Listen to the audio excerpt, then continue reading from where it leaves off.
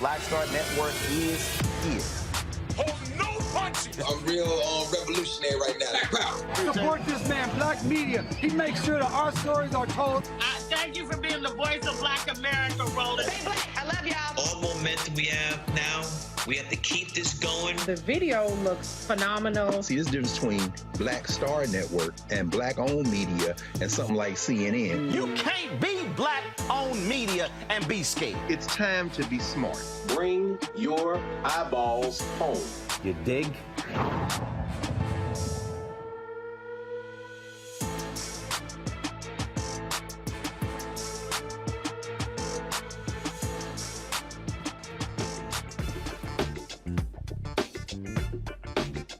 Today is Friday, February 10th, 2023. Coming up on Roland Martin Unfiltered, streaming live on the Black Star Network. A Roland Martin exclusive. A Texas man files a federal lawsuit against Killeen, Texas police officers in the city for excessive force following a seizure. We're the first to have the body cam footage of him being tased in an ambulance. I'll talk to the man's attorney as she walks us through exactly what happened. Staying in Texas, Dr. Ruth J. Simmons, the president of Prairie View A&M University, resigns 4 months early. Why? A dispute with Texas A&M University System Chancellor Sharp over hiring during the rest of Simmons' term as president. She releases a scathing letter. Wait until we read it for you. We'll also talk with the head of the Texas Legislative Black Caucus about this issue. A Black Louisiana council member says she's getting railroaded on voter fraud charges. Her attorney will explain how the council member was interrogated and brought before a judge to plead guilty within hours of a DA who was subject of a DOJ investigation in 2016. And in our Education Matters segment, a high school dropout overcame the odds and is now, with the help of his son, teaching others how to overcome wealth barriers with his financial Literacy Academy. Folks, it is time to bring the funk on Roland Martin Unfiltered on the Black Star Network. Let's go. He's got it. Whatever the miss, he's on it. Whatever it is, he's got the scoop, the fact, the find. And when it breaks, he's right on time and it's rolling. Best believe he's knowing. Putting it down from sports to news to politics. With entertainment just for kicks, he's rolling.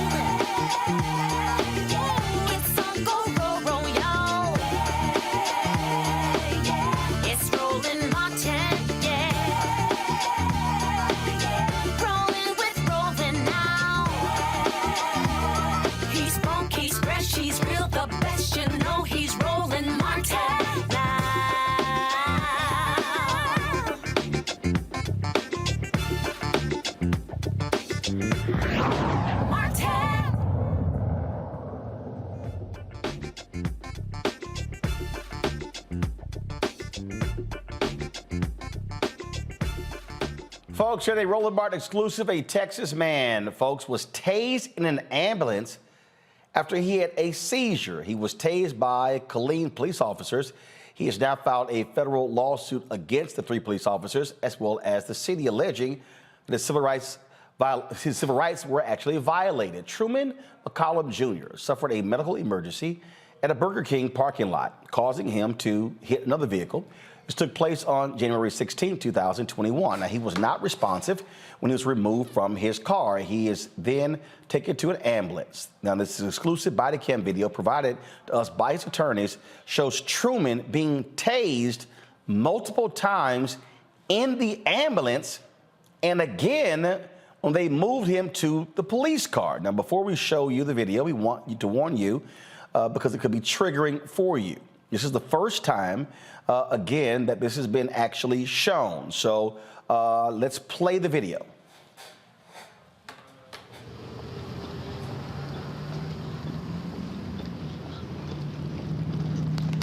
Hold traffic.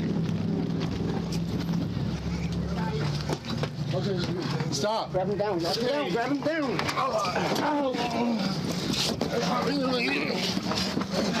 Get your taser. Get your taser. Stop being your taser. Here we go. Stop. Stop.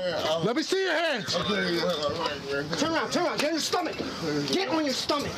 Look at Joshua. Let's keep it. Stop. Stop. Stop. Oh, come on. Turn around, quit. Come on, man. Face that way. Oh, man. Face that way. Oh, okay, man. Stop. Please, here we go. Quit. Hold the spot. Come here we go, please. Get down, get down. Oh, man.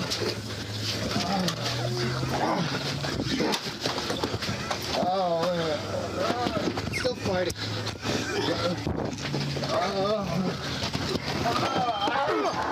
Quit! Get his arms! Quit moving! Get his arms! Get his arms!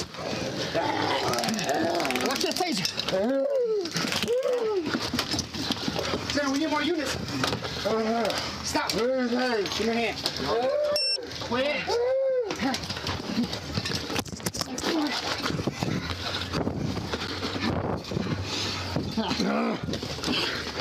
You gonna get it again? Get one arm!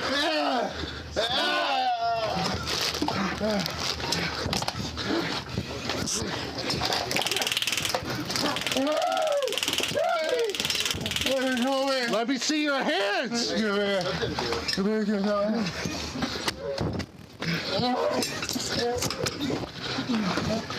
Quit moving! Quit moving! Hands are coming down. I don't want people to see. Stop! I got one! Quit! Get the other hand! Get the other hand! I can't! Sorry, quit!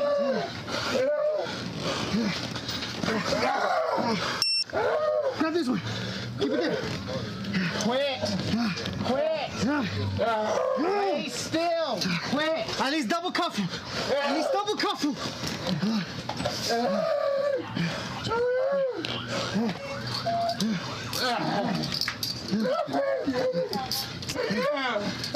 We're working on it. We'll drive slow. It doesn't matter how it gets put on.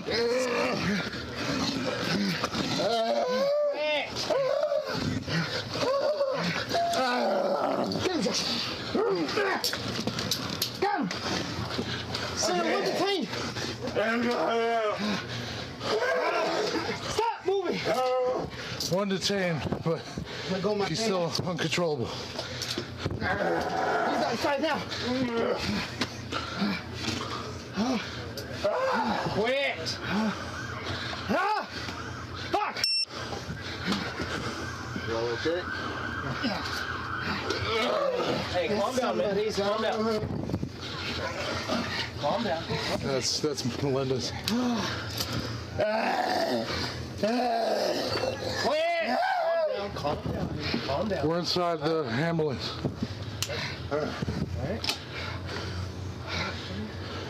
Chill.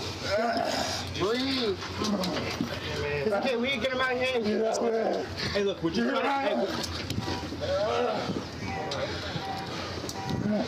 Yeah, give us one. Hey. Quit. down. Get him out. Calm Get him down. out. We're trying to bring you out. Quit. Watch his head. Watch his head. Hey, quit flinging yourself around, okay? Go. We're trying to get you out of here. All right? Go ahead. One. Be careful. Be careful. One step at a time. One step at a time. Go around. Okay, I got it. You got it?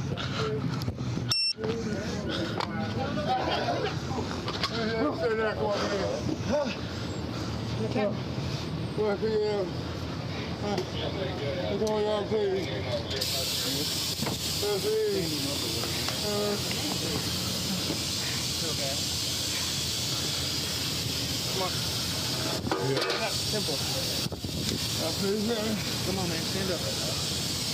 All right, come on. 50? Hey, you really couldn't tell me. Really see my hand, hey. Closest one. Yeah, we'll get it. Hey, Tom. Hey, man, please, yeah, you're definitely under the influence of something. Please, man. Oh, shit. You let me go, man. I didn't even hurt you, man. Let me down. Oh, hey, man. Oh, please. Please, man. Oh, please. Oh, please.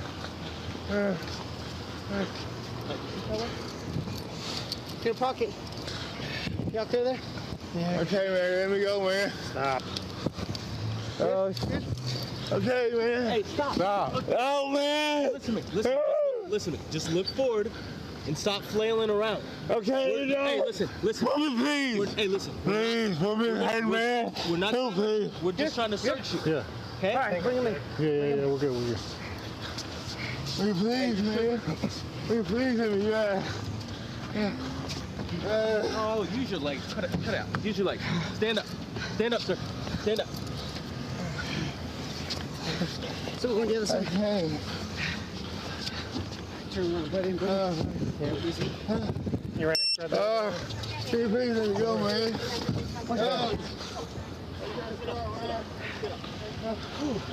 I seen you moving around in the house. Oh shit!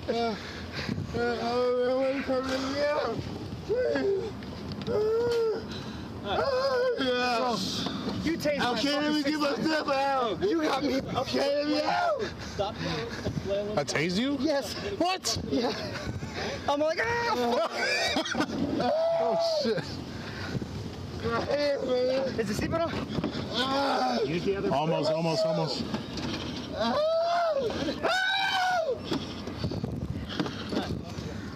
So he's 95. Yeah. 34, 31. He's 95. That's me. All right.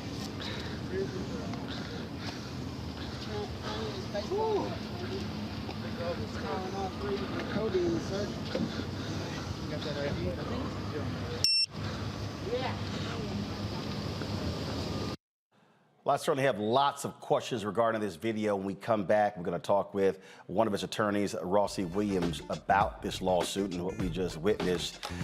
Folks, we'll talk to her when we come back on Roland Martin Unfiltered, the Black Star Network. Don't forget, download the Black Star Network app, Apple phone, Android phone, Apple TV, Android TV, Roku, Amazon Fire TV, Xbox One, Samsung Smart TV. Also, support us in what we do. Your dollars make it possible for us to cover the news every single day. Send check and money orders to P.O. Box 57196, Washington, D.C. 20037-0196. Cash App, $RM Unfiltered. PayPal, R Martin Unfiltered. Venmo is RM Unfiltered. Zelle, Roland at RolandSMartin.com. Roland at RolandMartinUnfiltered.com. Get a copy of my book, White Fear, How the Browning of America is Making White Folks Lose Their Minds, available at bookstores nationwide. You can also get it from Target, Books A Million. Download your copy on Audible or order through your favorite black bookstore. Also, don't forget, today is the last day to vote for us for the NAACP Image Awards. You literally have less than 3 hours. Go to vote.naacpimageawards.net. What you then do is simply go to the Outstanding News Special category, look for Roland Martin Unfiltered, Black Votes Matter, Election Night 2022. Cast your ballot for us. Again, the deadline is 9 p.m. tonight, so please cast your ballot. We'll be right back.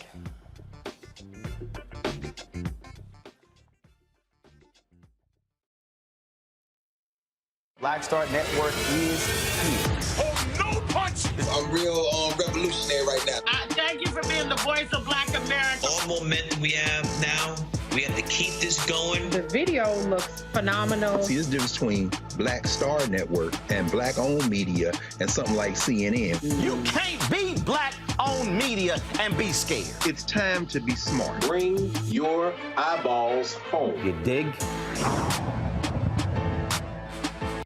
54th NAACP Image Awards is airing live on February 25th, honoring outstanding performances in film, television, theater, music, and literature.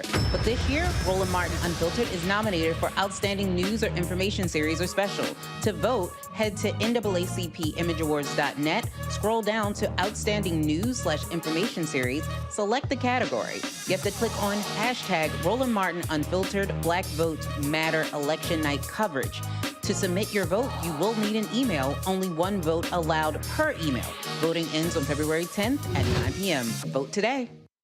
When you talk about blackness and what happens in black culture, we're about covering these things that matter to us, speaking to our issues and concerns. This is a genuine people-powered movement. There's a lot of stuff that we're not getting. You get it, and you spread the word. We wish to plead our own cause too long have others spoken for us. We cannot tell our own story if we can't pay for it. This is about covering us. Invest in black-owned media. Your dollars matter.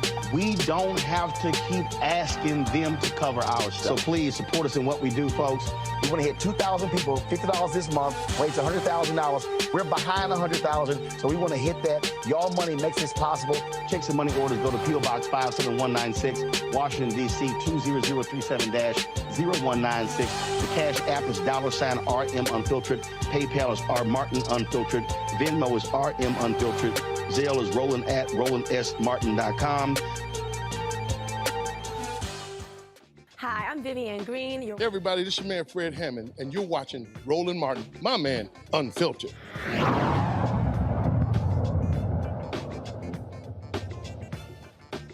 All right, folks, let's talk about that video we just saw. A black man is suing the city of Killeen, Texas Police Department, plus 3 officers for being tased while he was in an ambulance. Rossi Williams is one of his attorneys, and glad to have her on the show. Rossi, I want to start with, so this is where I'm confused.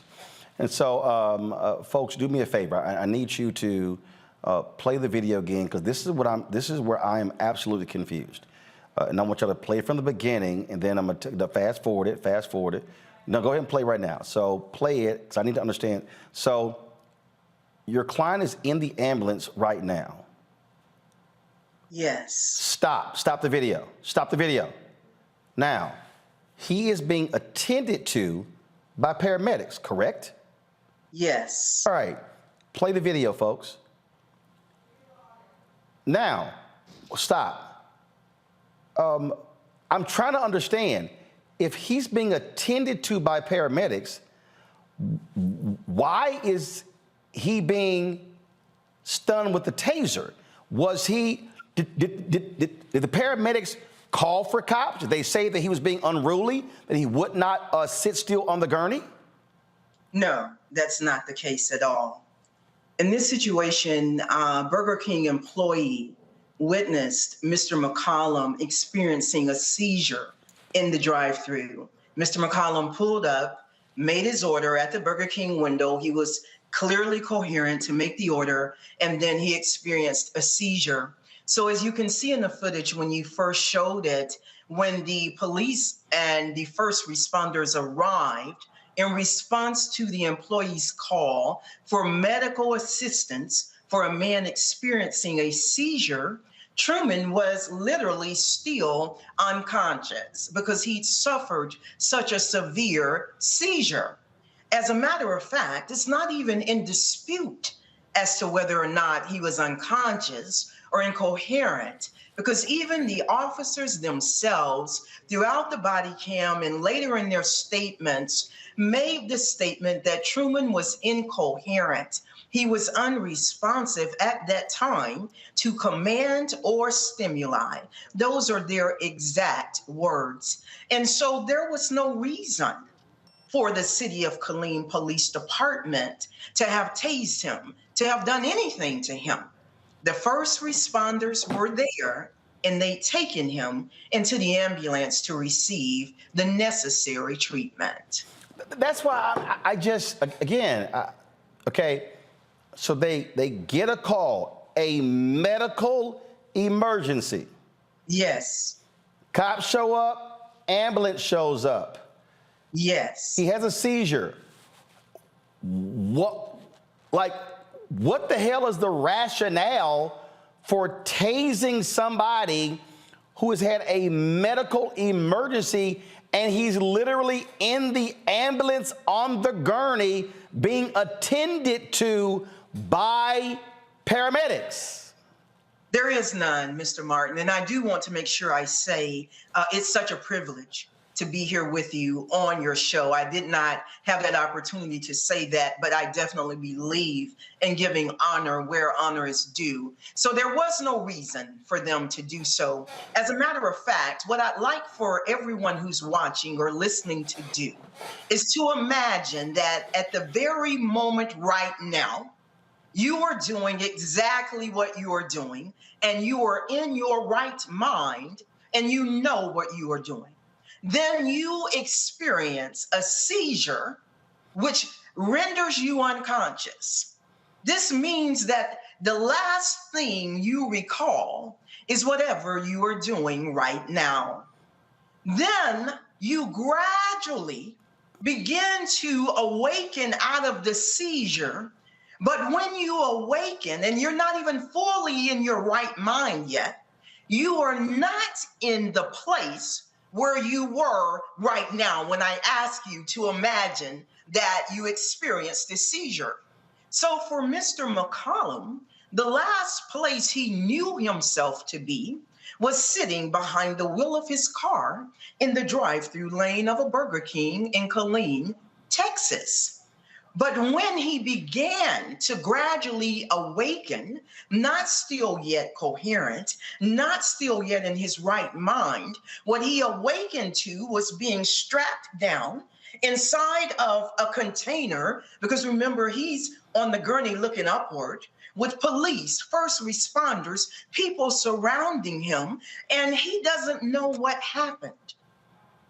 And as you go through the footage, one thing you will notice is that not one of them told him initially why he was there. So he is still utterly confused. And someone saying, turn over. He's 6'3" inside that small place. He's trying to turn over, but he still doesn't know these are police. He still doesn't know what happened. He's trying to turn over, and that's when they start tasing him. They don't feel he's turning over fast enough. They don't feel he's following their commands, even though by their own admission, he's incoherent. He doesn't even know what's going on. And they tase him. And then again, they tase him. That's not enough for them. They tase him, Mr. Martin. And then again, they tase him. You can see at one point he's fallen off of the stretcher. He's on the floor of the ambulance, screaming, pleading, still not even knowing what's going on, hence the bewildered look in his eyes, and they tase him again. At one point, Officer Urena even readies his taser to deploy again, and they tase him again. In his back and all different parts of his body, they are tasing him. Right, because so if I have a seizure, I'm unconscious, then all of a sudden I'm coming to, my natural reaction is like, what in the hell is going on? Because again, I mean, in my life, I've blacked out twice. I've blacked out twice. Last time I was a child, playing football in the front yard, heads collided, and then got knocked unconscious. I can only imagine if I come to consciousness and I come to conscious, I'm coming back by virtue of a damn taser, I'm probably gonna be swinging and all of that. I'm still trying to understand the logic of somebody being unconscious in an ambulance, in a gurney, and they decided we need to tase him to wake him up. I'm still, and not only that, if you roll that video, why aren't the paramedics saying, get the hell out of our ambulance? We're trying to deal with this man. This is what I'm thinking. Again, I don't know what their protocols are. I'm thinking that when you are in an ambulance being attended to, the paramedics, they have custody and control. For cops to say, oh, we're just going to enter the ambulance and do what we want, to me, that has to be a violation of some fire department regulations. And I would say to you, the reason that they're not saying anything, I think, are multiple. Number one, they're not Roland Martin unfiltered, wherein you would speak the truth as you have just done and done on so many issues. This is not what happens when in that camaraderie of the thin blue line of police, firefighters, first responders, people are generally not going to speak up. It's no doubt they see this. And I must say, you may see me closing my eyes or even having to control my breathing as I watch, because I stand in a righteous anger about what happened here, and I don't apologize for that, nor will I take down. And so they definitely could have said to the police, you need to leave. This man is not fighting anyone. He's not doing anything. He's just coming out of a seizure. He's not even totally coherent. And if there was a need to have calmed him, the paramedics have the ability to do that. They have medications. They have access to call in to emergency physicians. In addition to being an attorney, I'm a registered nurse as well. So there were so many ways besides this to have handled this situation. It certainly makes no sense whatsoever. You filed a lawsuit. We certainly keep us abreast of what is next, Rossi Williams. Thank you so much. All right, folks. Thanks a lot. Folks, hold tight 1 second. We come back. We'll talk to our panel about this story, plus other news of the day. You're watching Roland Martin Unfiltered right here on the Black Star Network. Folks, again, you don't have much time. Go to vote.naacpawaards.net. Vote for us to win the Outstanding News Special at the Image Award. It's vote.naacpawaards.net. Scroll down to the Outstanding News category. Then select Roland Martin Unfiltered, Black Votes Matter, Election Night 2022. And then, of course, one email per vote. You have until 9 p.m. Eastern, so that means you have 2.5 hours, 2 hours and 33 minutes exact, to cast a ballot. So please support us in doing that so we can bring this home. So go to vote.naacpawaards.net. If you're watching on YouTube, hit that like button, folks. Let's hit 1,000 likes in the first 30 minutes of the show. We shouldn't have to wait for the whole show. If you're on Facebook, hit share. Same thing if you're on the Black Star Network app as well. And then don't forget, you can watch us on Amazon News as well. If you're on Amazon Fire Stick, click Amazon News, and you can check our 24-hour streaming channel. So please check us out. We'll be right back. On a next, A Balanced Life with me, Dr. Jackie, a relationship that we have to have. We're often afraid of it and don't like to talk about it. That's right. We're talking about our relationship with money. And here's the thing, our relationship with money oftentimes determines whether we have it or not. The truth is you cannot change what you will not acknowledge. Balancing your relationship with your pocketbook. That's next on A Balanced Life with me, Dr. Jackie, here at Black Star Network.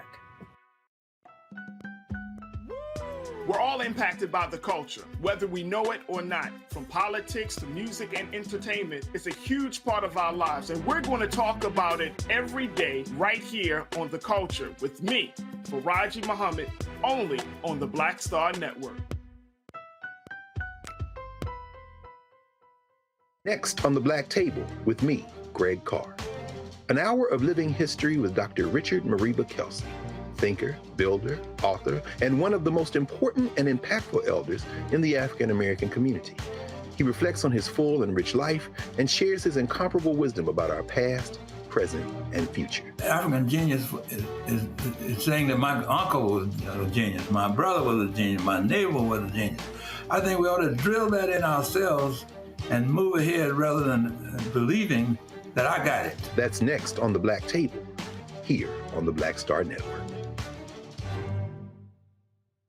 Carl Payne pretended to be Roland Martin. Holla! Hi, I'm Chaley Rose, and you're watching Roland Martin Unfiltered.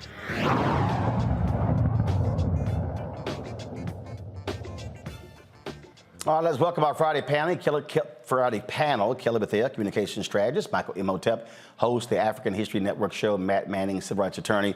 Matt, you're one of the attorneys on this case, and again, I'm just completely at a loss to understand the logic of a phone call being made, them saying the man is unconscious, it's a medical emergency, cops come, paramedics come, the man gets put into an ambulance, If y'all go back, roll a video from the beginning. I don't, not them walking. No, from the beginning. No, so roll it to the video when he's actually in the car. First of all, Matt, what happened was, do we have video of him initially being taken out of the car and then put into the ambulance? So is this the video here? Is this the beginning? Okay, so this is them arriving on the scene. You see the body camera footage. You see the ambulance there. And what? Is he still in the vehicle? All right, so we're going to the video here. Pull the sound up, please. That blue truck in Yeah, that's the truck that got hit. I told him to stay till y'all got hit. So the Burger King workers tell him, Hey, what's up, man? There's a medical emergency. What happened? I was first of all, I'm showing you that I got my weapon right there. Okay, I appreciate it. Just in case it had been somebody, crazy stuff. So that's not, Matt, that's not the client. No. That's the car that he hit. Okay, so he hit a car. Okay. Right. All right, guys, fast forward, please. I need you to fast forward to. I need you to fast forward to when they go to McCollum's car, please. And I looked back, it looked like it was a gray. All right, so fast forward to when they go to McCollum's car, and I just want to see. Come on, guys, fast forward. Thank you. All right, so here we go. They are approaching his car. I saw him just like drive off. And so we see him in the car. If he looks up, let's see. So we see that airbags are deployed. You see he's not moving in the car. So you can tell the man's unconscious. Head is back. So put us in. Keep the video. I'm gonna talk to Matt. So pull the audio down, please, so I can talk to Matt. So Matt, here's what's crazy. He's clearly unconscious. So if they take him out of the car and put him in the ambulance, what is the logic to just all of a sudden say, let's go tase him?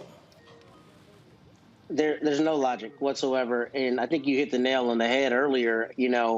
This is a situation where the paramedics are in charge, right? Because they're administering medical care per the calls that they got, all of which were. Yeah, so right now, we literally see them lifting him out of the car, placing him on the gurney, strapping him in, and then, guys, let it keep rolling because, I want to see, I'm about to hit the stopwatch because I just want to look at time.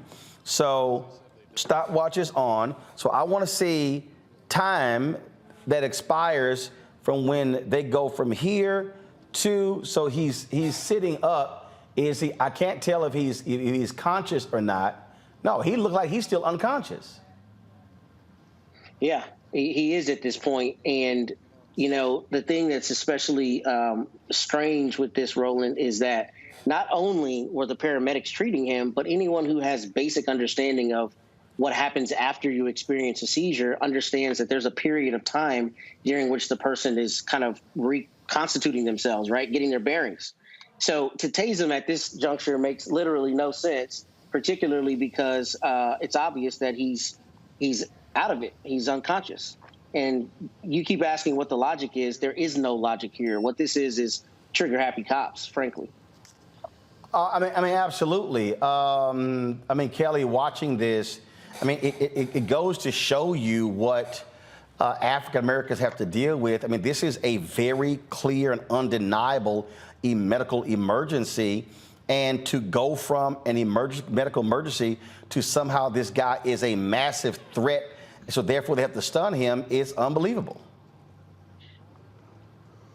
You're absolutely right. I pause because it is so angering to me to see yet another video like this. We have seen so many. I've been on your show for almost 4 years now, and it's at least once a month that we see a video where a Black person is being pretty much terrorized and or tortured by cops who do not understand that not only Black lives matter, but Black people are human, period. There's no reason why you see an unconscious Black man and still see him as a threat to your profession and to your life, such that you need to tase him while he's not doing anything to you, because he literally cannot do anything. Who is, and Matt can probably talk about this, but did the tase, he was tased 6 times, from what you just said, did that not worsen his condition? Who's to say what the lasting effects of this will be? Why would you tase somebody who already went through a seizure, who is still, technically speaking, going through the seizure until he is medically diagnosed as being out of it?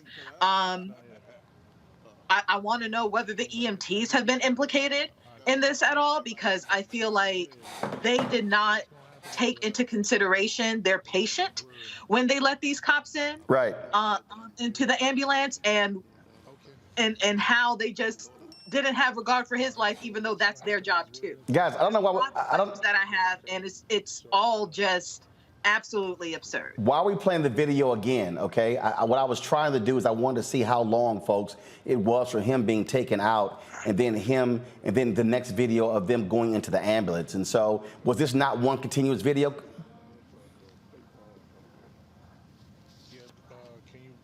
Okay, but so what, they went back to the guy's truck, got his information? Okay, all right, so what I need y'all to do is mark the video where they took him out, mark that video, fast forward to when they actually, and then tell me how much time elapsed. No. Listen to me again. Go back to the point where they took him out of the car. Look at the timer and tell me what that time was. Fast forward to when they get into the ambulance and then subtract. That tells you how much time it was. Then tell me what that time was. All right, Michael. Again, we see these cases. We see these things happen. Folk always like it. Like I did some conservative show the other day. They're like, oh, you guys are always being victims because we get victimized. Fact of the matter is, I just don't understand. If you're unconscious, how are you a threat? Right. Black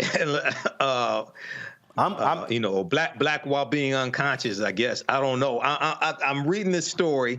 I saw the interview with the attorney, brilliant sister. I'm listening to Matt, and I'm trying to figure out something. So I think, Matt, the article from kdhnews.com, I think they quoted you. One of the things that one of the attorneys, I think it was you, Matt, that mentioned that the police officers would try, at least a couple of the police officers were trying to make up a charge after they already tased Mr. McCollum multiple times. We have that. I wanted more information about that, Matt. And then also I was trying to figure out at what point did they first start tasing him? And have you gotten any explanation from the police department or anything like that behind this? No, Michael, great questions, and I'll answer all of them. The first thing I'll tell you is, ironically, I got the city's motion to dismiss as I was waiting for the show today. So they just finally filed into the case, literally probably half an hour ago, because, they probably know that we're preparing to do further media there in Killeen on Monday. But the first question that you asked, Michael, is that's actually one of the worst parts of this case, and it comes near the end of the video.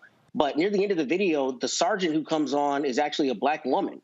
And she's talking to 2 of the officers who are involved. And she says almost verbatim, what do we have him on? Now that he's gone, once he's left the scene, what do we have him on? Because we got called out here for a medical charge, right? So what do we have him on? So then the officers start talking for probably 3 minutes plus about what they're going to charge him with. And they're trying to determine, should we charge him with resisting arrest? Should we charge him with, another offense, DWI? And one of the officers who's been sued as well says you can't charge him for resisting because you can't say that he was coherent enough to recognize you were the police. So they themselves recognized he wasn't coherent. And that's in the video. That's not us reaching out. That's in the video. So on the video, you hear them discussing this, but here's the other deal. You haven't determined what happened to him. Right. So again, if you're the cops, because this actually happened, this was 3 years ago. I'm in D.C. and I'm on the freeway, and there's this guy, and he is driving on, he's weaving in traffic, it's all traffic, and he is driving along the median. And what happened was he literally starts ramming into other cars, and he's scraping like 10, 20 cars. And I'm like, what the hell is going on? What happened the next day? The next day, I see on the news, there was a medical emergency. I think he was either suffering a heart attack, a stroke, or same thing, a seizure. And this guy was driving. And so I went, oh, that explains what I actually saw. So if you're a cop and you arrive there, you haven't run a breathalyzer, so you can't say he was drunk. You don't have any toxicology report. You can't say he was high. The man is unconscious. So you probably gotta wait till the paramedics ascertain, first of all, stabilize him. First of all, let's get him awake, stabilize him, run tests to then understand what was going on, and that will determine what it was like, they were like, yo, can we find a reason to tag his ass? They were. And if I can add a few things that are particularly important for your analysis, Roland, a couple things. So they're telling me it was 3 minutes and 30 seconds from him being taken out of the ambulance to the point where they started tasing him. 3.5 minutes. So the paramedics only had 3.5 minutes with this guy, and he's still unconscious. Go ahead. And what you see is the first officer, Urena, who was doing the actual tasing, you see him enter the ambulance, but you don't see my client in any way being combative, attacking anybody, doing anything that would justify. Guys, roll a video back. Roll a video back to see him enter. Go ahead, Matt. You don't see anything at all that justifies any use of force, let alone something as high on the spectrum of force as a tasing, number one. But beyond that, they did, in fact, charge him with criminal offenses. And they, didn't do that right. I'm going to handle his criminal defense, and that's going to be voracious because they didn't do their job correctly under Texas law. So here, right here, Matt. Hit play, guys. This is the cops. Turn the audio up, please. Full traffic. Stop. Grab him down. Grab him down. All right, so you hear something about stop. Have you ascertained anything that the paramedics were yelling for the guys? Turn the audio down. Well, the paramedics were yelling for the cops. Hey, we need your help.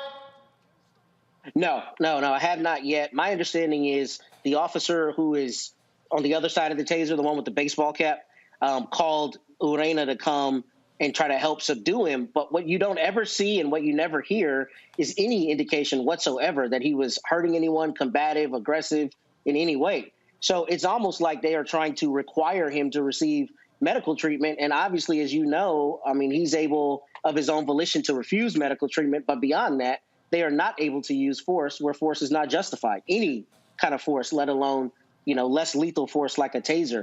But not only did they tase him in the ambulance, Roland, they also tased him in the car.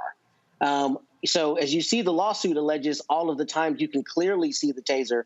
But it's my understanding he was tased even more times. And without saying too much, there are objective third parties who received him and made contact with him after this ordeal who were irate. Not only to the extent of they thought that this is the kind of thing that the city of Killeen does all the time, but also that what happened to him objectively is just indefensible and without any kind of justification. So I think what you should really show is the end of the video so you can see the police trying to get together to come up with a charge. And now he's facing a misdemeanor criminal charge when he had a medical issue. And by the way, during the time that the police are trying to figure out what's going on, the Burger King people are the people who called 911 to begin with. But one of the managers comes out and shows one of the officers the actual video where they saw him have the seizure. And he says almost verbatim, see, you can see him twitching in the car. He had a seizure. So wow. The police had no cause that anything criminal happened, and they nonetheless treated him in such a dehumanizing way. Absolutely stunning. All right, folks, hold tight 1 second. We come back.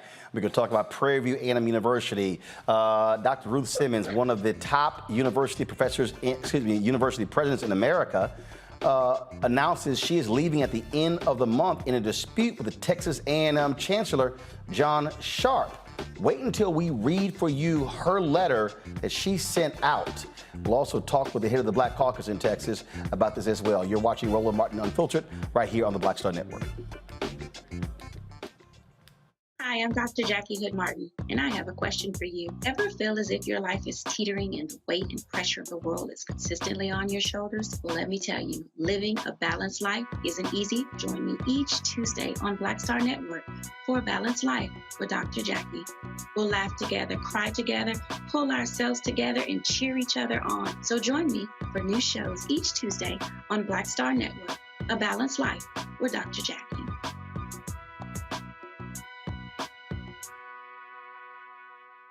54th NAACP Image Awards is airing live on February 25th, honoring outstanding performances in film, television, theater, music, and literature. But this year, Roland Martin Unfiltered is nominated for Outstanding News or Information Series or Special. To vote, head to NAACPImageAwards.net, scroll down to Outstanding News/Information Series, select the category. You have to click on hashtag Roland Martin Unfiltered Black Votes Matter Election Night Coverage.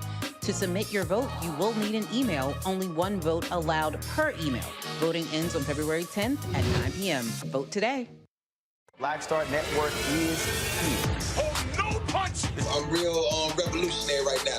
Thank you for being the voice of Black America. All momentum we have now, we have to keep this going. The video looks phenomenal. See, there's a difference between Black Star Network and Black-owned media and something like CNN. You can't be Black-owned media and be scared. It's time to be smart. Bring your eyeballs home. You dig?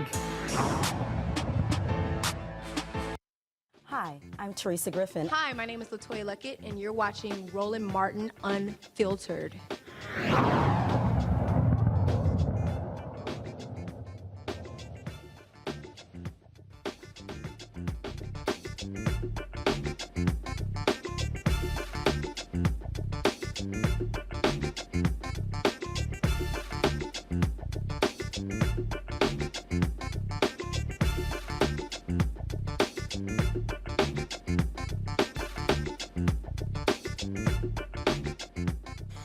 All right, folks. Today I got this letter that was made public from Dr. Ruth Simmons. She is the president of Prairie View A&M University, one of the most esteemed university presidents in America. She was the president, of course, of 2 Ivy League colleges. She took over at Prairie View, surprising many folks. And she really brought a lot there, the amount of resources, the level of professionalism. I mean, you name it, everyone from students, faculty, staff, alumni had talked about the amazing job that she has done. One of the things that Dr. Simmons talked about is she wanted, and she spoke at an HBCU conference where she wanted, she expressed how she wanted HBCUs to properly make the transition from one president to the next in terms of how you leave and how you actually provide for a university. And so she announced last year that she was stepping down. And I remember when she did so, and even that initial announcement, I was like, something's not quite right here. In terms of with the announcement, I said, I wonder if she's really leaving because she wants to leave. But so that was the case, and so she laid out the timetable for how she was going to leave. The Texas A&M University system, the Board of Regents, announced a new president. She was going to be leaving at the end of May. Well, today she released a letter saying that she will be leaving at the end of February. Pull up the graphic, please, and I want you to listen to what Dr. Simmons says. She said, to the Prairie View A&M University community, it is with great sadness that I write to inform you that I will leave my position as president of Prairie View A&M University at the end of February. No one is more surprised than I by this premature end to my tenure. Indeed, I had counted on working assiduously to assure the success of my successor by completing in full and as ably as I can my responsibilities as president. However, I was informed recently that I could only continue as president with limited presidential authority. My immediate response was that I could not and would not agree to being president in name only. No enduring good can arise from subservice to low standards and expectations. Having been through 2 previous presidential transitions at leading institutions, I'm aware of how such an important moment in the life of a university must be conducted with utmost attention to continuing the work unfailingly and with the highest standards. When I agreed almost 6 years ago to become president of Prairie View, I promised that I would be all in from the moment I commenced my role until the moment I stepped down. I believe that promise to be inviolable. I cannot now become a leader accepting lowered expectations. I will continue to speak out for high standards and just decisions on behalf of the university and other HBCUs. I will support the efforts of faculty, staff, and students who seek the best for themselves and their university. We must not be held hostage to how others choose to see us or treat us, but instead continue to chart our own path, demonstrating the pride, commitment, and integrity that defines us. I now say to you all what I have said to graduating students in years past. Work hard to achieve at the highest level, be strong in your convictions, insist on being treated with the fairness you deserve, and continue always to seek justice. With immense gratitude for your support and friendship, Ruth J. Simmons. Now, John Sharp, who is the chancellor of the Texas A&M University system, he released his own statement in response to her letter. Please pull that up. This is what he said. He said, when presidents in the Texas A&M University system announce they are leaving, they cannot hire senior staff or deans except on an interim basis so that the new president can choose the leadership team he or she will be working with during their term. This decade-long policy applies to all of our presidents. It should be noted that we afforded the same courtesy to Dr. Simmons when George Wright announced his retirement as president of Prairie View A&M University. We simply believe new presidents should be able to choose their top staff. As an example, Mike Young announced his retirement over a year before he left Texas A&M University, and he could not hire a dean or top staff except on an interim basis. That allowed the new president, Kathy Banks, to fill those slots. I informed Dr. Simmons that we will not make exceptions to this policy, and she chose to resign. I am sorry she chose this path, but I am forever grateful for her service at Prairie View A&M University and look forward to even greater things in the future. Dr. Tamika LeGrand will assume her duties as president on June 1st, as previously planned. That is Chancellor John Sharp. Joining us right now is Representative Jarvis Johnson. He, is, of course, leads the Texas Black Caucus there. Representative Johnson, glad to have you. So, Dr. Ruth Simmons is no joke. This is not a woman who suffers lapses of judgment, if you will. This is a woman who served as the president of Brown University, Ivy League University, for 11 years. She also later became the president of Smith College, called one of the Seven Sisters, the largest women's college in the United States. And so she is one of the top leaders. Is John Sharp trying to convince me that she's saying, I need to do what my predecessor couldn't do, what other presidents couldn't do? Is there something else going on here? But of course, this is dog whistling for what they always do. They have the greatest president. And by the way, thank you, Roland, for always doing what you do. And I want to make something clear. I'm on the executive board of the Texas Legislative Black Caucus as the treasurer, so I want to make sure that I'm clear about that. But you're the former chair, so gotcha. I got you. Okay, go ahead.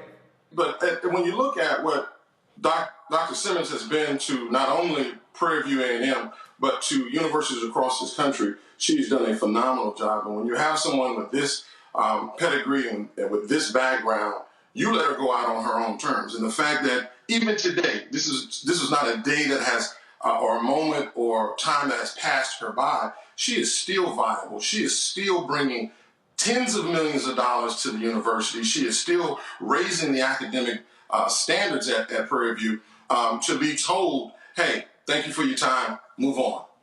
While all the while she has said she wanted to make sure that the next president that comes in, that there is a smooth transition so that they understand, that they don't lose the progress that was made. I'm not. See, I guess this is what. And again, look, I know John Sharp. I'm a Texas A&M graduate. I called him. He didn't call me back. I sent word from some other people for him to call me because I need to understand this. I simply cannot believe that Dr. Ruth Simmons would say, "Oh, I need to do what my predecessor couldn't do. I need to do what other university folks couldn't do." I'm not buying that. If knowing who she is, and look, I was just with her in November. November 14th was my birthday. I flew to Houston. She had a dinner in honor of Chris Tucker, and it was a great dinner. And sitting there at her table, listening to her talk about the vision, how she conducted herself. This is not a woman who is just going to pop off and just fire off. No, this is someone who carries herself with a high degree of dignity. I'm just not believing, she wanted just to hire deans and hire top staff, knowing full well a new president was coming in when the same thing happened with her. I'm gonna go to a break. I want you to answer on the flip side. So, I've been calling around. We tried to get some Prairie View A&M Alumni Association on. I've been told by many people this was a talk of the Prairie View alumni chat rooms all day, but something just. My gut is saying something else is at play here and not what Sharp said there. And so I want to come back and talk about that when we come back. Again, folks, you're watching Roland Martin Unfiltered on the Black Star Network. Hit the like button if you're watching on YouTube. Share button on Facebook. Same thing, the Black Star Network app. Speaking of the Black Star Network app, download it if you have not done so. We got 1 million subscribers on YouTube. We need 1 million downloads of the Black Star Network app, folks. We own it. We control it. This is how we control our own destiny. Download it to your iPhone, Apple phone, Android TV, Apple TV, Roku, Amazon Fire TV, Xbox One, Samsung Smart TV. Speaking of Amazon TV, Fire TV, we are actually on the Amazon Fire Stick. You can click Apple, you can click Amazon News. You can watch our 24-hour, 7 days a week streaming channel right there, along with CNN, MSNBC, and the rest of them on Amazon Fire TV. And we got some great news coming up, some other announcements, how you can see our 24-hour channel. So trust me, we got some great things coming down the pipeline, and we'll be discussing more of this Prairie View story, which is confusing to me right here. We'll be right back. Hatred on the streets, a horrific scene, a white nationalist rally that descended into deadly violence. White people are losing their damn minds. As an angry pro-Trump mob storms the U.S. Capitol, we've seen shooting. We're about to see the rise of what I call white minority resistance. We have seen white folks in this country who simply cannot tolerate black folks voting. I think what we're seeing is the inevitable result of violent denial. This is part of American history. Every time that people of color have made progress, whether real or symbolic, there has been what Carol Anderson at Emory University calls white rage as a backlash. This is the rise of the Proud Boys and the Boogaloo Boys. America, there's going to be more of this. Here's all the Proud Boys, guys. This country is getting increasingly racist in its behaviors and its attitudes because of the fear of white people. The fear that they're taking our jobs, they're taking our resources, they're taking our women. This is white fear.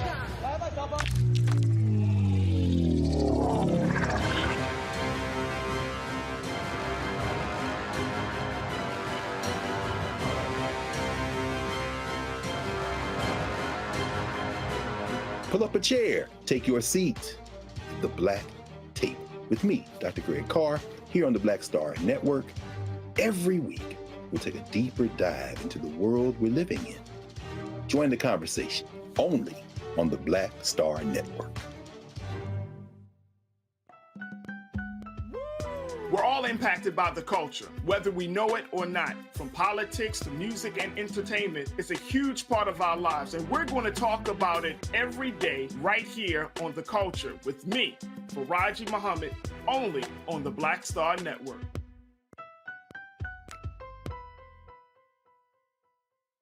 What's up, y'all? I'm Will Packer. I'm Chrisette Michelle. Hi, I'm Chaley Rose, and you're watching Roland Martin Unfiltered.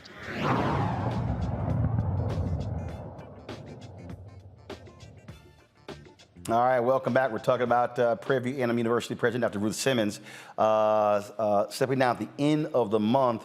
Representative Johnson, again, so I was talking about, so let me just, for all people who are watching, just understand this woman's career, which is why I'm saying this is not making sense. One, she was an assistant professor. First of all, she's a native of Texas, graduate of Dillard University, got her master's and doctorate from Harvard University. Assistant professor at the University of New Orleans. She worked at California State University, Northridge, then went on to USC, University of Southern California.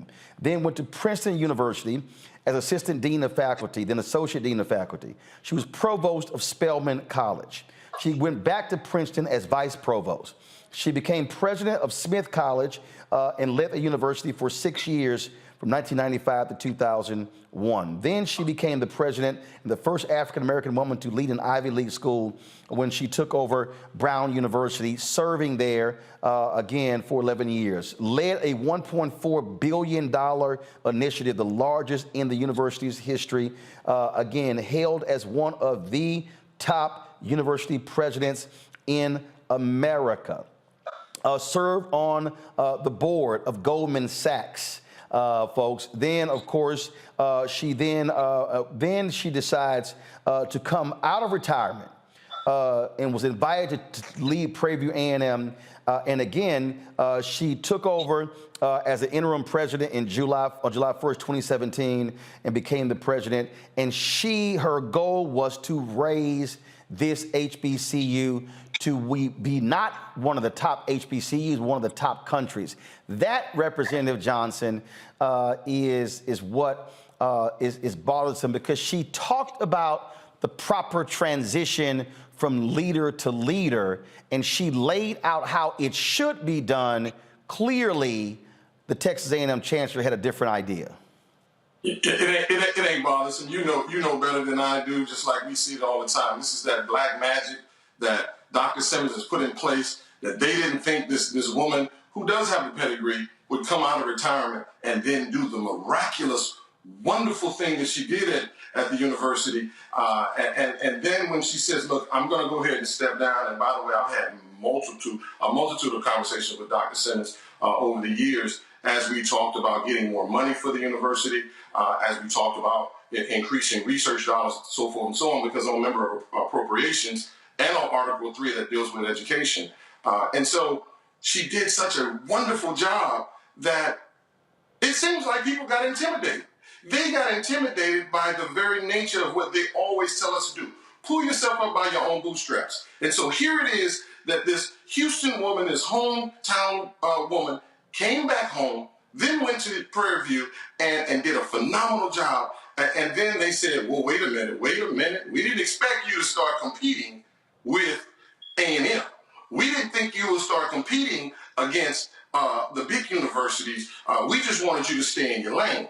And so through that transition to move from president to emeritus, but to make sure that the transition is easy for the new president to keep the progress, they said, no, we don't want that.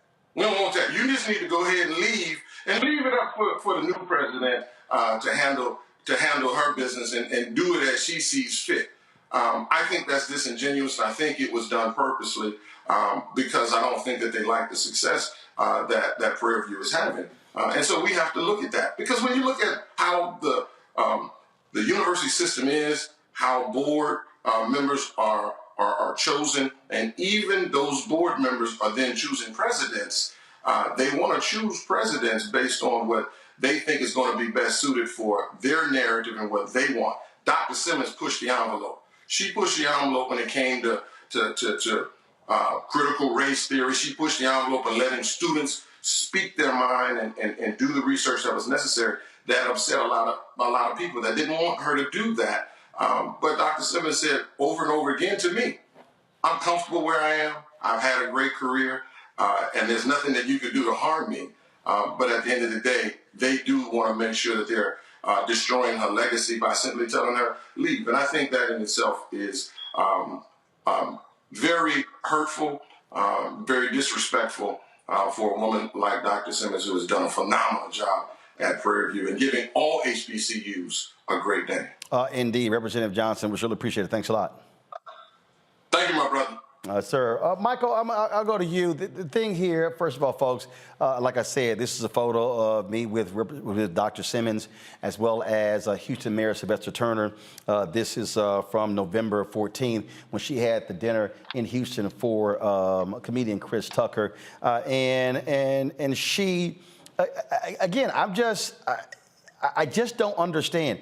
If they said, Dr. Simmons, you can't hire deans and top staff because you're leaving in June. That's what happened with your predecessor. This was happening with every university president. I don't see Dr. Simmons saying, oh, that's unacceptable. That's why I'm like, this is not, again, I've covered a lot of stories. If you go back, guys, pull her letter up again. You read this, come on, pull her letter up, come on. Come on, let's go. You read her letter, when she says, now go to the next page. No. When she says, no enduring good can arise from subservice to low standards and expectations. She then goes on to talk about previous administrations and then says, I promised that I would be all in from the moment I commenced my role until the moment I stepped down. I believe that promise to be inviolable. Go to the next page. She then says we must not be held hostage to how others choose to see us or treat us, but instead continue to chart our own path, demonstrating the pride, commitment, and integrity that defines us. Michael, she's saying a whole lot there. A whole lot there. It sounds like they're handcuffs on her. It sounds like things that she wants to accomplish or something. And you mentioned in the interview, you mentioned a fear or something like that when the HBCU tries to compete with a predominantly white institution. Is that what you said? No. Representative Johnson made that comment in terms of, because obviously Texas A&M is one of the flagship institutions in the state. Her whole deal is Prairie View, long history, should also be a major institution. It's under the Texas A&M University system, though. Unlike Texas Southern University, which the other HBCU, which is a standalone, they're under no one system. Go ahead. So when she talks about substandard and she says subservice. So subservice, and then it sounds like she's saying that because of the structure or the restrictions that are being put on her, she can't fulfill the promises that she made of being able to take Prairie View to the next level. And I know that sometimes when you have a HBCU that can become a rival to taking students away from a predominantly white institution in the same state, that can ruffle a lot of feathers. And sometimes those feathers are on the board of directors of that very HBCU. Because all skin folk are not our kinfolk.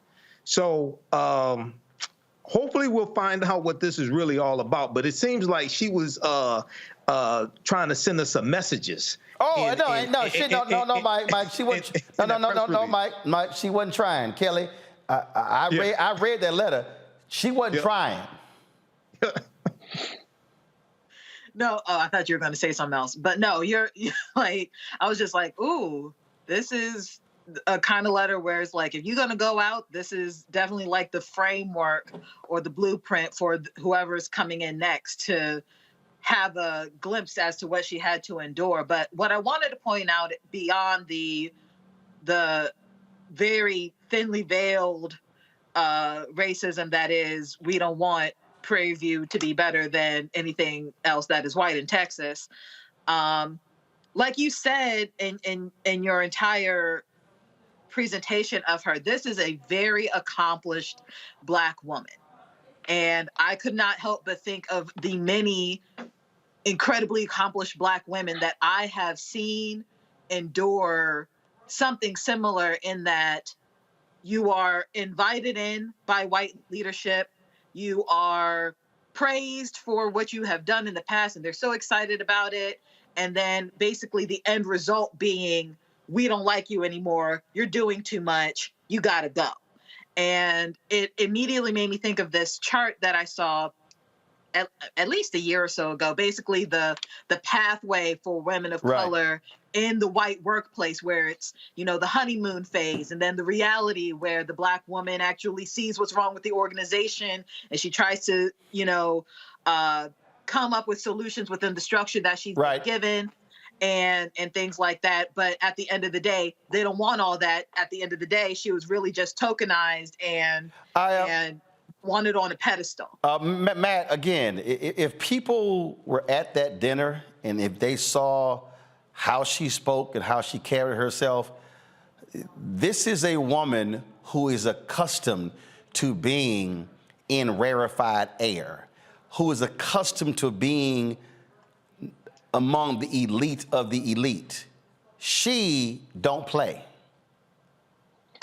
No, and I'll say the only better breakup record is Frankie Beverly and Mays, Before I Let Go. But look, that line, no enduring good, is beautiful, because it shows you first the colonialism essentially in academia that still exists when an HBCU is, to use her words, subservient to a larger university. I mean, the idea that a president is there but ultimately cannot be fully in charge of the entity is the real problem, because even if what Sharp is saying is true, the question becomes, why is the president divested of her ability to, until she's gone, choose whom she thinks is best to lead the university forward? But also, to your point, I mean, has been an administrator at some of the best institutions in the country. So I cannot imagine it's as one-dimensional an issue as she wanted to hire people as she was on her way out. It doesn't even make sense that it would be that simple. It's more kind of to what Kelly and Michael said, the idea that, you know, here she is exceeding expectations. And to that point, we had a story on your show maybe 6 months ago about FAMU and how FAMU was getting grief from, I guess, the state of Florida system or whatever systems on top for too many students coming in. So they had a financial issue there, kind of to Michael's point, the idea that Tennessee State. I thought it was FAMU that we discussed it in the context, but maybe you're correct. I'm sorry. North Carolina A&T got fined because they had more students came in over the state cap. Go ahead. Correct. And I'm sorry, I said the wrong university. But the principle is still the idea that the system is not happy with the idea that the HBCU is punching way out of its weight class and not staying in its place. And, you know, the idea, if you read her letter, what she said pretty clearly is, I will not remain somewhere where we're subservient to low standards, but also where I cannot be the president the way I told you I would be president until I left. So the idea that she's divested of her ability to choose really calls into question why that structure still exists in a system this way, and whether the same structure is being, you know, enforced as it relates to those who are leading PWIs. Pull up her letter again real quick. Go to the next page. Okay, got it. Okay, first of all, folk, I need y'all to properly read the letter, because you made a mistake in her letter. She did not say subservice. Thank you for getting text message. Go to my iPad, please. She said subservience. So that was a screw up on our part. Please don't do that again, folks. Quote it right. Subservience is what she said. And subservience, folks, is defined as willingness to obey others unquestioningly, or the condition of being less important than something else. So what she actually wrote was, no enduring good can arise from subservience to low standards and expectations. So, yeah, she was saying a whole lot in that letter. I got to go to a break. We'll be right back. And again, we reached out to for Chancellor Sharp to come on. He has not called me back. We did call Prairie View A&M University. Dr. Simmons was not doing any interviews. We also reached out to the Prairie View A&M Alumni Association, and they made no one available as well. So hopefully we'll get more information to figure out really what's happening there at PV. You're watching Roland Martin Unfiltered on the Black Star Network. Black Star Network is here. Oh, no punch! I'm real revolutionary right now. Thank you for being the voice of Black America. All momentum we have now, we have to keep this going. The video looks phenomenal. See, this difference between Black Star Network and black-owned media and something like CNN. You can't be black-owned media and be scared. It's time to be smart. Bring your eyeballs home. You dig? The 54th NAACP Image Awards is airing live on February 25th, honoring outstanding performances in film, television, theater, music, and literature. But this year, Roland Martin Unfiltered is nominated for Outstanding News or Information Series or Special. To vote, head to NAACPImageAwards.net, scroll down to Outstanding News/Information Series, select the category. You have to click on hashtag Roland Martin Unfiltered Black Votes Matter Election Night Coverage. To submit your vote, you will need an email. Only one vote allowed per email. Voting ends on February 10th at 9 p.m. Vote today. Hi, I'm Vivian Green. Hey everybody, this is your man Fred Hammond, and you're watching Roland Martin, my man, Unfiltered.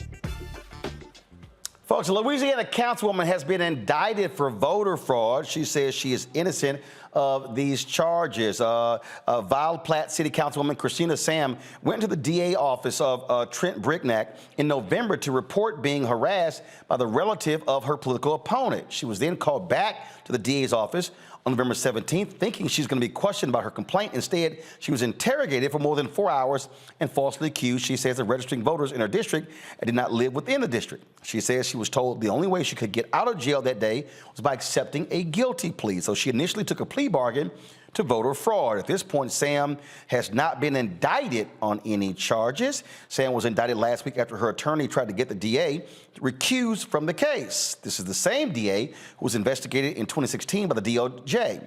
Rochelle Jones represents Councilwoman Sam. She joins me now from Lafayette, Louisiana. Rochelle, how are you?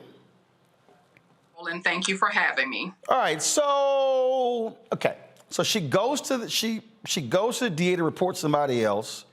Then they call her back 3 days later, interrogates her, and then nothing happens. That's correct, Roland. Nothing happens, and she's called 2 days later to return to the DA's office, and she was under the belief that she had to go and provide information about the complaint she made. Instead, when she arrived to the DA's office, she was locked in a room for more than 4 hours with the district attorney, Trent Brignac, and his office investigator, and interrogated. She was not allowed to leave, and she was told unless she pled guilty to the crime that day and resigned her seat from the city council, she would be arrested and sent to jail. So that's what happened for more than 4 hours. My client describes her experience with the district attorney as being tormented by him. During his 4 hours, she even had to use the restroom, and he followed her to the restroom and waited outside the door while she used the restroom so that she would not leave. So the experience was not only one of torment, but also of humiliation for her. And this is a public official in that parish. Okay, so so explain the indictment and how that just arises. So we filed a motion to recuse the district attorney back in December of 2022, and the judge set it for a hearing on February 6th.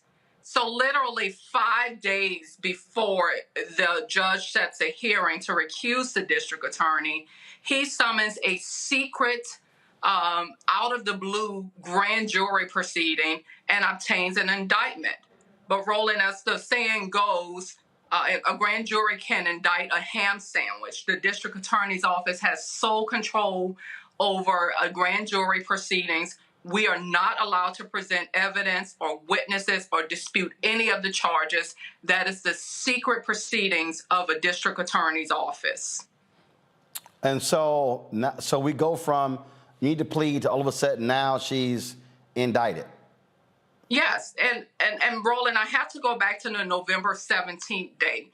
So in a span of 4 hours, she's interrogated, forced to plead guilty to a crime that she did not commit, by the way. She's brought before a judge after 5:30 p.m. when everyone has left the courthouse. And the district attorney asked the judge to take up her plea. He also, before that, approaches multiple public defenders and begs them to go on the public court record and act as if they have been this lady's attorney so that the plea deal could look legitimate. All of the public defenders refused to sign the plea form or participate in the proceeding. One of the public defenders even said that the district attorney became visibly angry with him because he refused to stand in on the court record as her attorney. And the district attorney did not tell him my client was a public official and that she was being charged with voter fraud. So what's next? What's next, Roland, is that the judge, the local judge in Evangeline Parish had denied our motion to recuse the district attorney. And so we have now filed the appropriate paperwork for the Louisiana Third Circuit Court of Appeals to review his decision.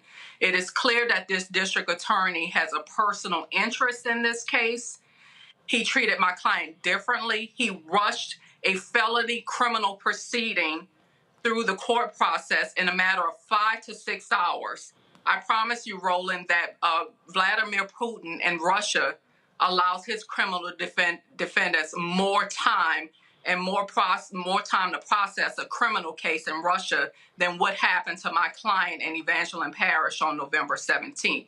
So we are awaiting the Court of Appeals decision on to recuse this district attorney in this case. And we are hopeful and confident that the law is on our side and he will be recused because of his very personal prosecution of my client.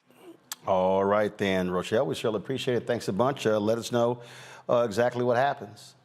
Thank you, Roland. I'll keep you updated. All right, thanks a lot. You know, folks, it's crazy when you see these different things here.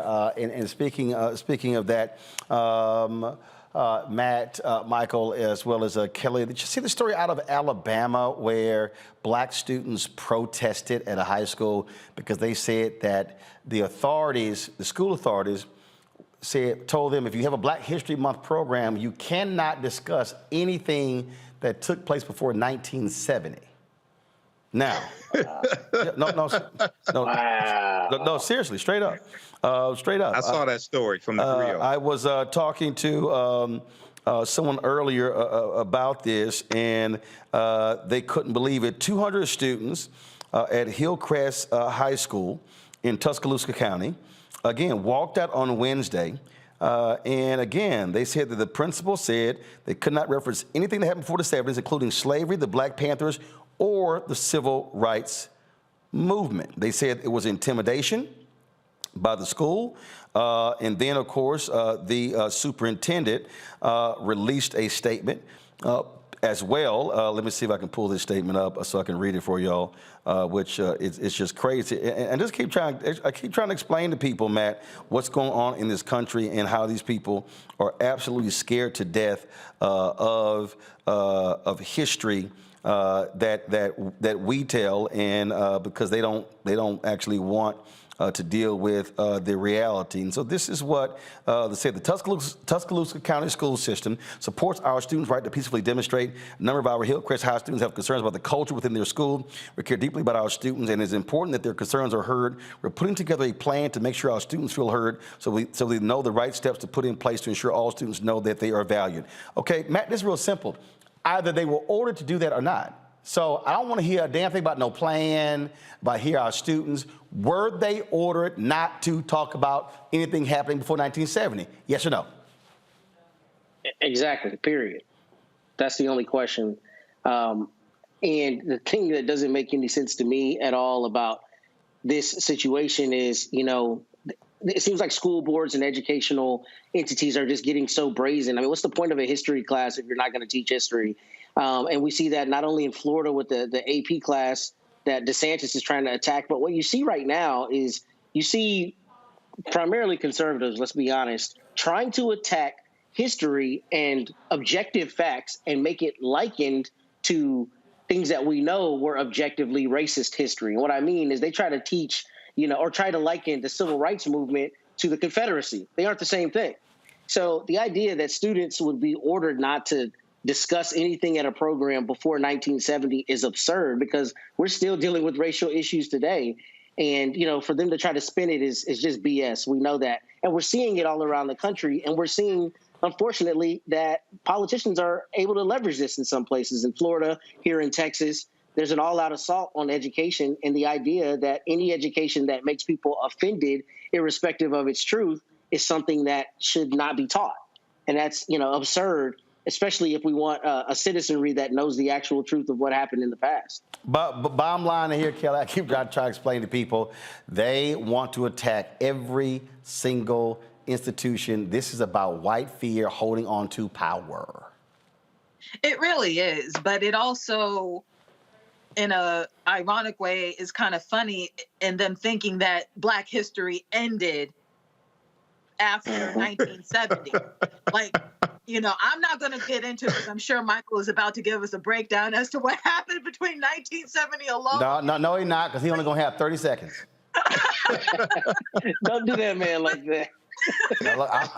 Right now, y'all keep laughing. Y'all taking this time. I understand, but you understand my point. There are plenty of things that happened between 1970 and 2023 that people can talk about that will make white people just as uncomfortable, just as fidgety, right, just as, frankly, guilty as things before 1970. So it's not something that is going to stop history from being told. You're just going to feel dumb about it either way. Right. Michael Kelly kept talking, so you only got 20 seconds to go. CBS 42 has a story about this, and number one, they should sue that school. Number two, in the statement from the superintendent, they did not say the students are lying. They did not say it didn't take place. Right. So that's what I said. At least somebody, that leads me to believe at least somebody at that school as an authority position said that. Lastly, we need to have Michael, you ain't got no lastly. I told you you had 20 seconds, and you had 28. All right, I literally got to go to a break. I'll be right back. Roland Martin Unfiltered on the Black Star Network. You can't be started with first, second. You got to go.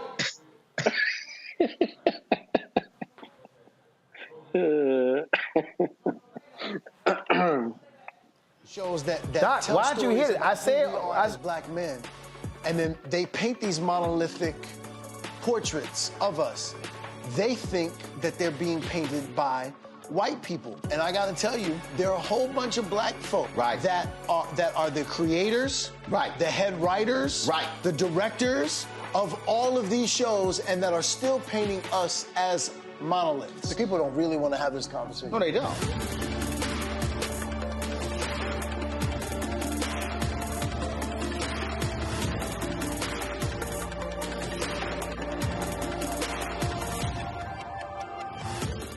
Next on Get Wealthy with me, Deborah Owens, America's Wealth Coach. Listen to this. Women of color are starting 90% of the businesses in this country. That's the good news. The bad news, as a rule, we're not making nearly as much as everyone else. But joining us on the next Get Wealthy episode is Betty Hines. She's a business strategist, and she's showing women how to elevate other women. I don't like to say this openly, but we're getting better at it. Women struggle with collaborating with each other. And for that reason, one of the things that I demonstrate in the sessions that I have is that you can go further together if you collaborate. That's right here on Get Wealthy, only on Black Star Network. Hey, I'm Deion Cole from Blackish. Hey everybody, this is your man Fred Hammond, and you're watching Roland Martin, my man, Unfiltered.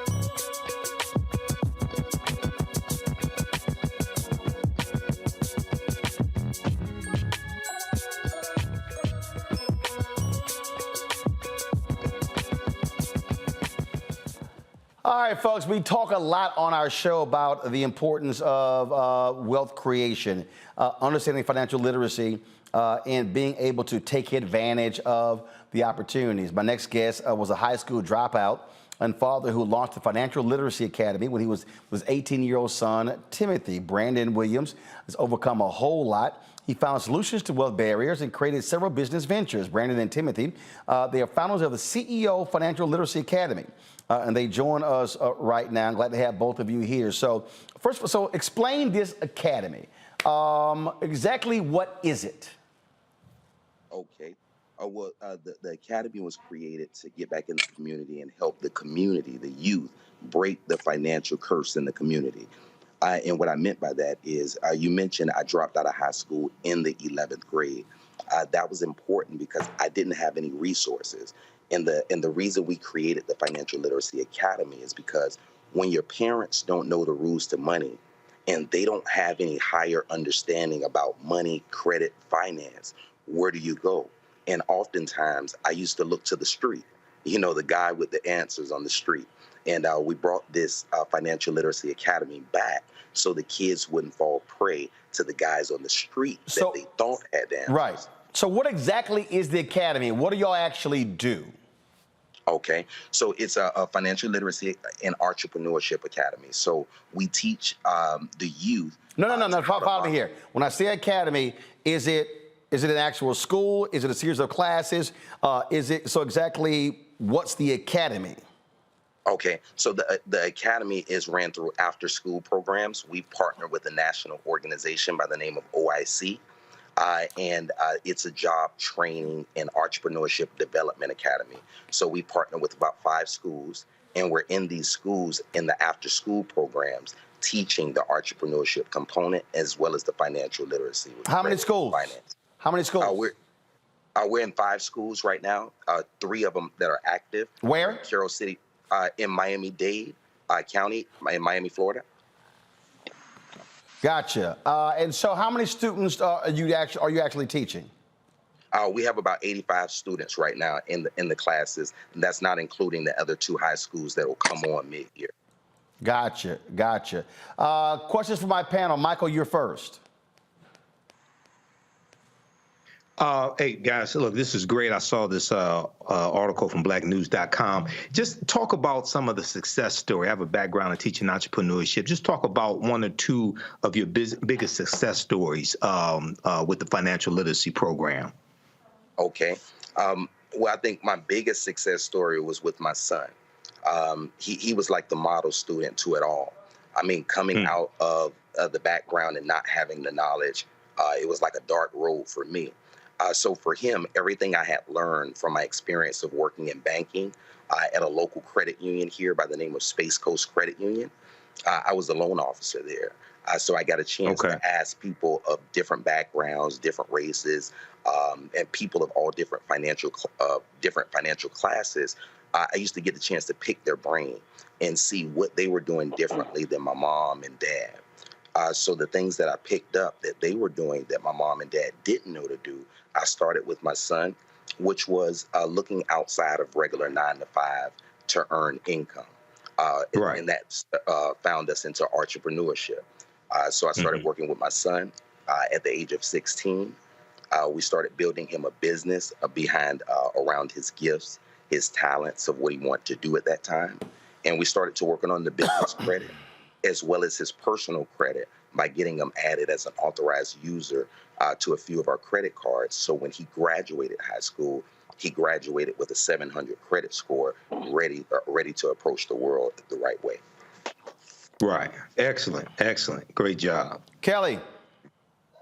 Hi. Well, you kind of answered a little bit of my question in exactly how did you learn yourself, but out of what you learned that you now bestow upon your other students, what is outside of entrepreneurship, of course, what is the best piece of advice or singular advice that you received that you still teach to others? Okay. Well, in advice, one of the things that I've learned over time that I've gained, that I got from my mentor, that was a story. And I always lead with my students with this story because in my house it was similar. So they gave me the story about the flies in a jar. And they pretty much said the flies in a jar. When the flies had kids, they did this experiment for a whole generation. The flies had a lid on the jar. So over time, once they took the lid off, the flies never attempted to fly above the lid. And even when those flies had kids, the kids never attempted to raise above the bar, the imaginary ceiling that was there when their parents were younger. So I always, the piece of advice I go into giving the kids that I teach, that oftentimes if something that you want is not visible in your home, you always have to know how to seek the resources to allow you to raise your lid so you can achieve more. So that's one piece of advice I lead with, and that's what our Financial Literacy Academy was all about, helping these kids raise the lid of what they may or may not see at home. Timothy, go ahead and share your thoughts. Is Timothy there? Can you hear me? I can hear you now for some reason. Go ahead. Just talk your thoughts about the academy. Oh, for sure. Could you reiterate the question? Yeah, just share your thoughts about the academy and its importance. Oh, for sure. From young, my father put into me the importance of entrepreneurship. So, when I was in high school, around the 9th grade, I started selling candy and chips and different things. And at that point, I was making around $1,500 a month just going to school, back and forth to school. So I would even if I sold out every day, but if I didn't sell out on my 20-minute walk from school to home, I would sell out the rest because of all of the traffic.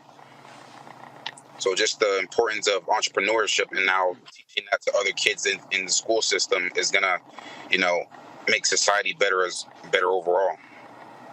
All right then, Kelly, your question. I asked my question. I'm sorry, Matt. So my question is just this. This is a brilliant program. Thank you for having it. Do you have a particular part of the program that discusses investing? And the reason I ask is because in our community in particular, I find that people are afraid of investment, afraid of the stock market. Do you have a component that helps people familiarize themselves with it? Yes, sir. And that's such a great question. One of the things that when I was actually working with Timothy, two of the things he did from the moment he turned 18, one of them, he got his 215 license, which is his life, health, and annuities. So he's a financial planner. He helps people understand the rules of money. And he also got his security guard license, where at 18, he carries he's an armed guard, making about $25 an hour starting directly out of high school, in addition to his entrepreneur pursuits. So those things in the financial area, Timothy and I do seminars all the time, teaching people how to properly grow, protect, and save their money. And when we say, like you said, many people in our community are afraid of investments. And that's a part of going past that lid that we talked about. So oftentimes we're always in our community teaching people how to protect what matters most. So I'm a real estate broker by trade. I have my real estate broker's license. Timothy has his financial service license. So in the real estate arena, we oftentimes see our people lose their property, oftentimes without wills, without trust, without anything that maintains all of the hard sweat equity that they put in over time. So in the community, we work with people in the community, not only to get them licensed, insured, health insurance, life insurance, mortgage protection.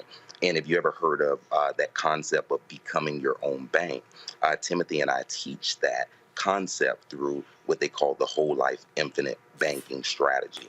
And we teach how that is a viable option for people in our community that may have never heard of how to make proper investments to protect their life. All right, then. If folks want to get more information and look into something like that in their city, where should they go? Yes, they can go to breakingthefinancialcurse.com. Also, they can follow us on Pastor Finance in Instagram. And they can also give us our main hotline a call at 305-849-2035. And and Timothy's number direct that handles everything else is 954-558-6587. All right, then. Well, look, we certainly appreciate it. Thank you so very much for joining us, and good luck.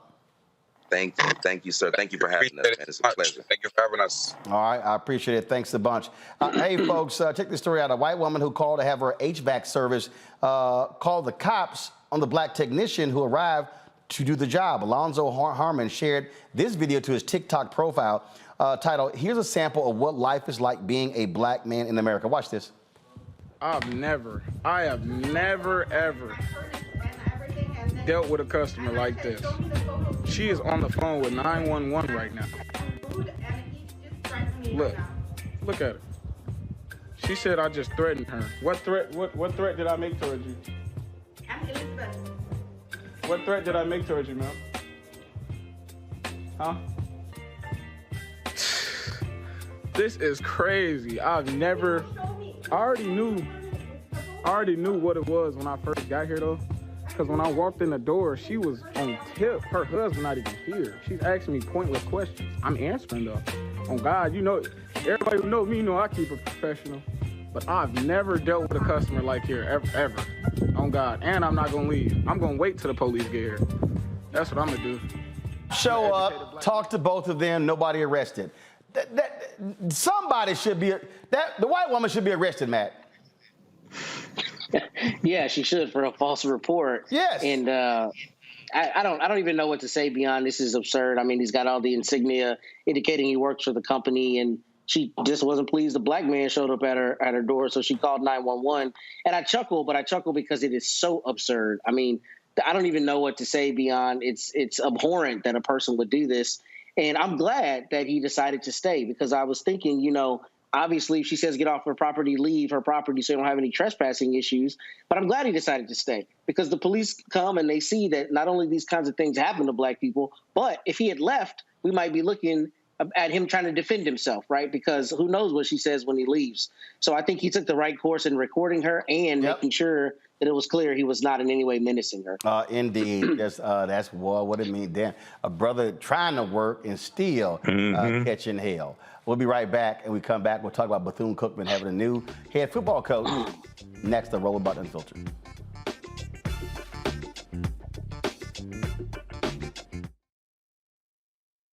On a next, A Balanced Life with me, Dr. Jackie, a relationship that we have to have. We're often afraid of it and don't like to talk about it. That's right, we're talking about our relationship with money.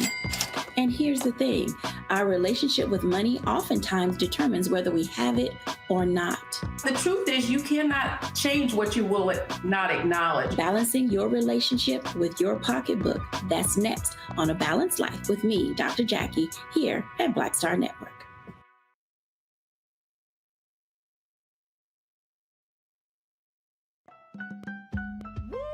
We're all impacted by the culture, whether we know it or not. From politics to music and entertainment, it's a huge part of our lives, and we're going to talk about it every day right here on The Culture with me, Faraji Muhammad, only on the Black Star Network. Next on the Black Table with me, Greg Carr. An hour of living history with Dr. Richard Mariba Kelsey, thinker, builder, author, and one of the most important and impactful elders in the African American community. He reflects on his full and rich life and shares his incomparable wisdom about our past, present, and future. African genius is saying that my uncle was a genius, my brother was a genius, my neighbor was a genius. I think we ought to drill that in ourselves and move ahead rather than believing that I got it. That's next on the Black Table, here on the Black Star Network. Carl Payne pretended to be Roland Martin. Holla! Hi, I'm Chaley Rose, and you're watching Roland Martin Unfiltered.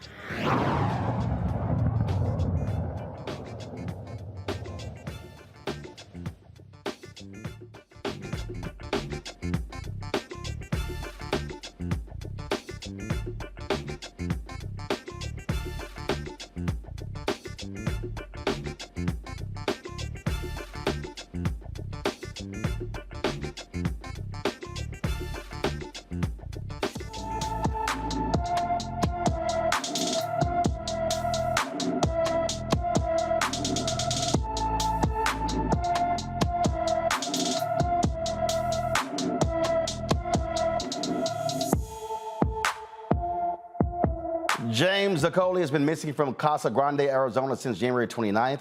The 15-year-old is 5 feet 9 inches tall, weighs 161 pounds, with black hair and brown eyes.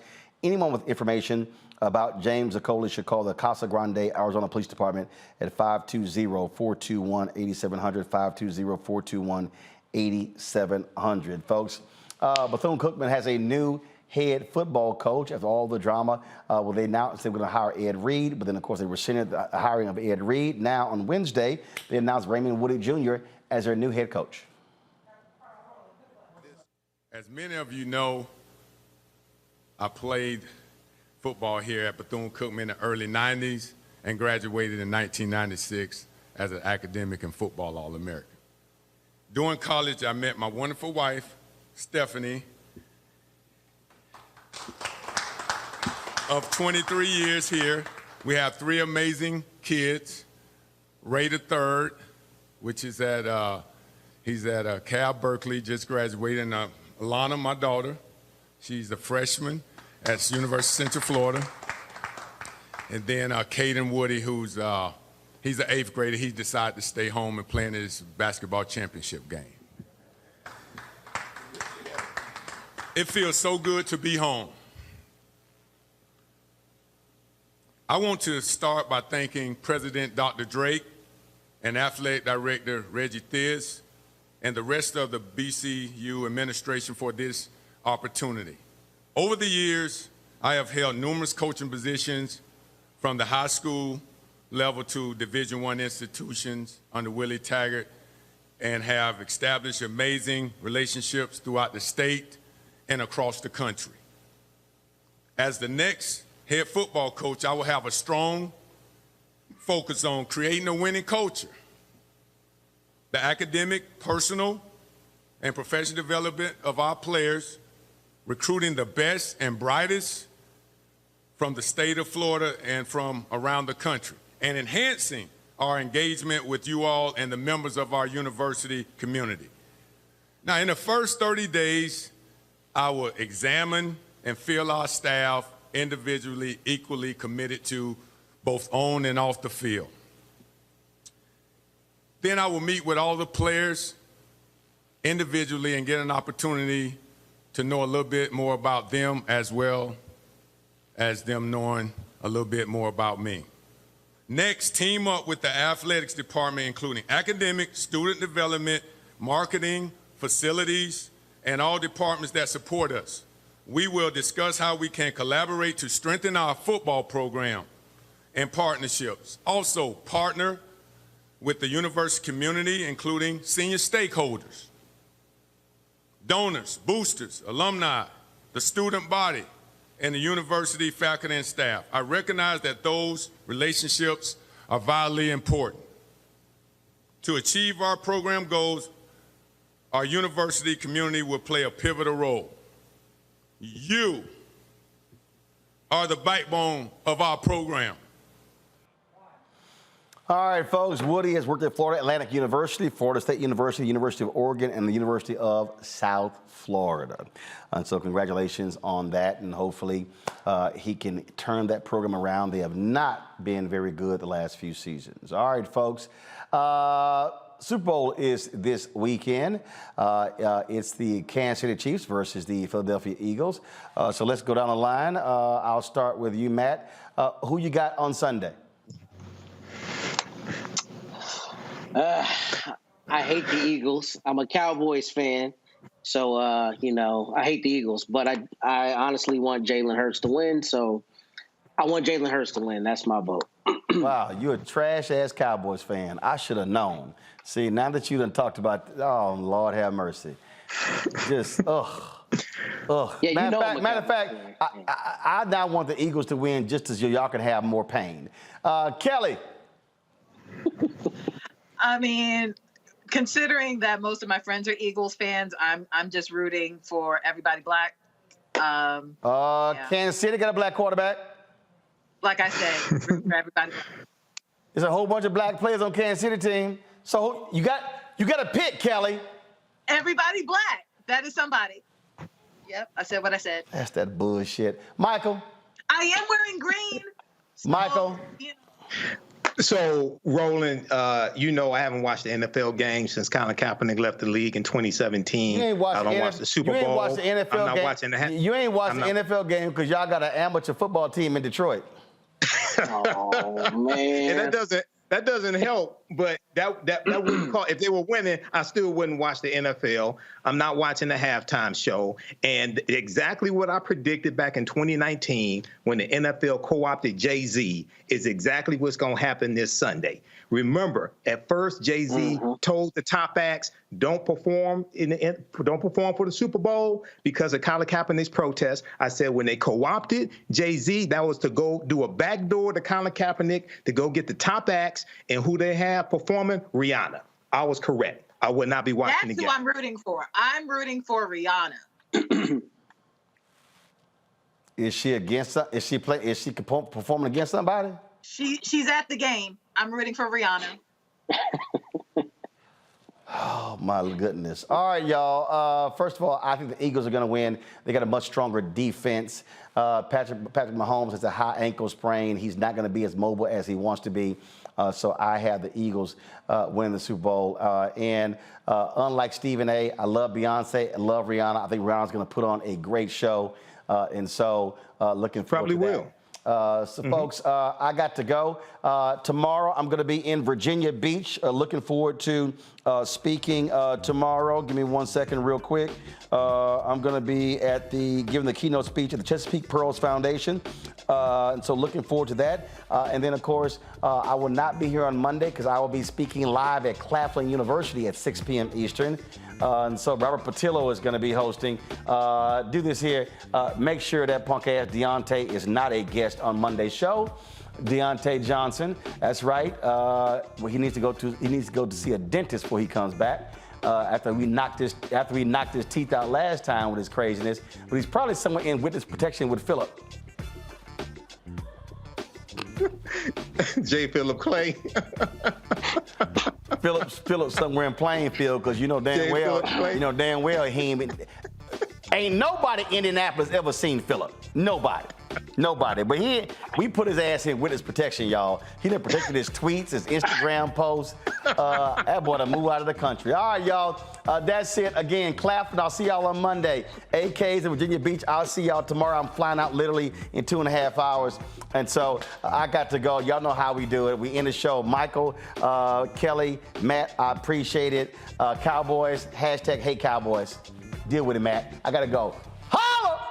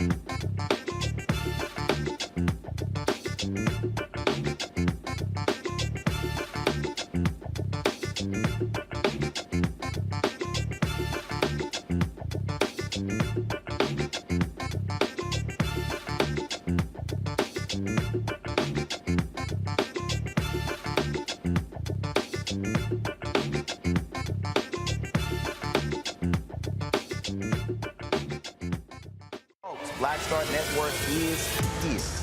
Hold no punches. I'm real revolutionary right now. Support this man, Black Media. He makes sure that our stories are told.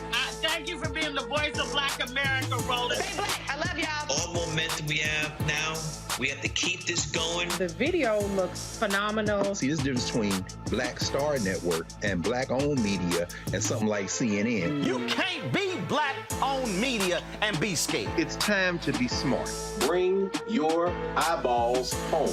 You dig? Pull up a chair. Take your seat. The Black Tape with me, Dr. Greg Carr, here on the Black Star Network. Every week, we'll take a deeper dive into the world we're living in. Join the conversation only on the Black Star Network. Hi, I'm Dr. Jackie Hood Martin, and I have a question for you. Ever feel as if your life is teetering and weight and pressure